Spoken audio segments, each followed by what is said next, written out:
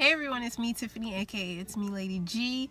I'm going to do a very quick video because I have the time to do so this very second, and if I wait until I have time to do it, it's never going to happen. This video is to go alongside a blog post that I'm doing, and you'll find in the description box below about what kind of guidelines and things I use to pick out soaps. Body soap for myself. I don't really use body wash. I use body soap, bar soap. Bar soaps, for whatever reason, just because I see that bar soaps have less long list of ingredients to make them more malleable. I'll use that as opposed to body wash. Plus I seem to go through body wash really quickly, so I don't usually use them. I use bar soaps. A lot of times using bar soap is economically better than using body washes. So what are the things that I either look for or try not to have in a bar soap?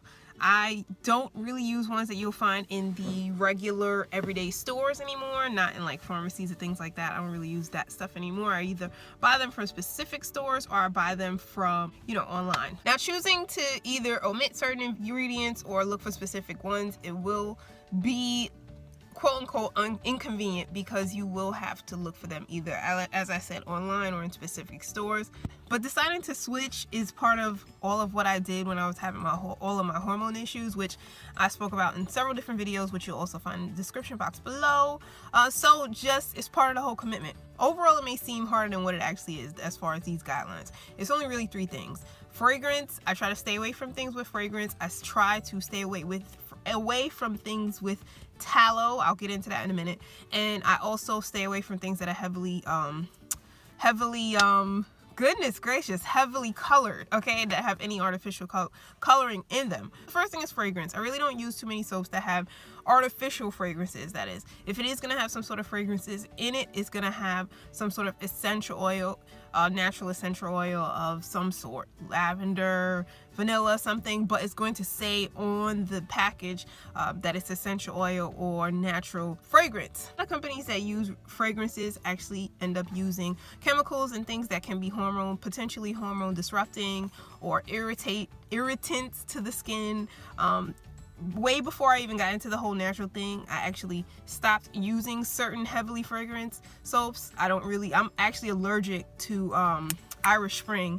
I've been for like forever, but I stopped using a lot of the other ones that are heavily fragrance. I can't even go anywhere near that stuff that they made body washes and things from the Body Shop and all that stuff. Not the Body Shop, but the ones that be having the damn near giving away the sale during the holidays. That stuff is pretty harsh on the skin. A good website that you can use to try and figure out how toxic potentially any products really, cosmetic products that may be listed there, how much they are potentially bad for you. You can go to the environmentalworkinggroup.com website.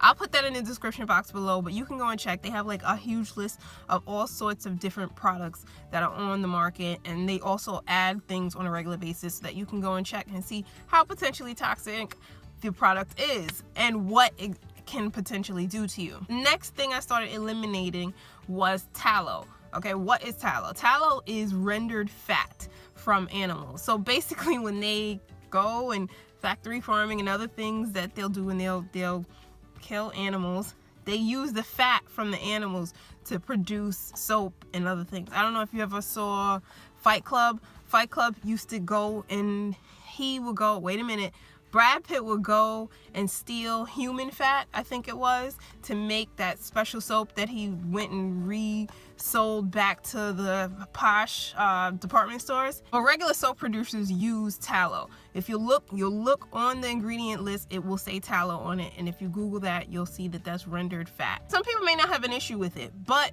the thing is that because the fat is coming from animals and we don't really know what they did with those animals. Some animals, as you know, within the factory farming and things, they get all sorts of other things injected in them. And so you're kind of putting that stuff onto your body. So you may wonder why certain types of soaps irritate you and other things. You have to look at all the ingredients that's in it. So I don't deal with soaps that have tallow in them anymore.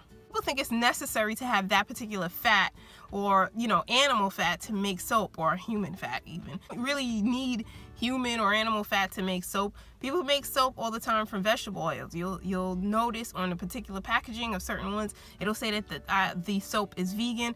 I know it sounds all special and shit, but all that just means that they did not use any animal byproducts in the soap, okay? So that means that they did not use tallow in it.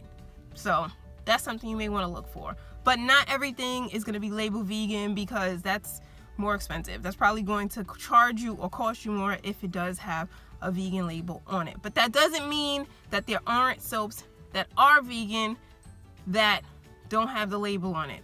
I think I'm confusing myself. I always pretty much try to look for a good just vegetable oil or oil-based soap. Tom's is pretty good at making oil-based soaps. Dr. Bronner's have oil-based soap. Is another soap brand that I use sometimes if I'm not able to get anything else. They sell it at Whole Foods and it's called Good Soap. Good Soap does have, I think, goat's milk in it, so it's not completely vegan, but it doesn't have, I don't think it has tallow in it, but I'm not sure. But it has pretty good clean ingredients other than the goat's milk. Okay, so if I have to get something, sometimes I'll get that one because it still doesn't irritate me. I know that like Ivory and some other things have tallow in them. Lastly, I try to stay away from soaps that have any unnatural coloring in it. Sometimes when soap may have from like berries or something, they get the color from the berries, or they may have a lot of natural dyes because they'll make it from food, like certain spices and things help to give certain colors. Turmeric sometimes will give like a yellowy color, so they'll get that. But anything that has unnatural color in it, I don't deal with it. Okay, so those are 3 quick things that you want not to be in your soaps.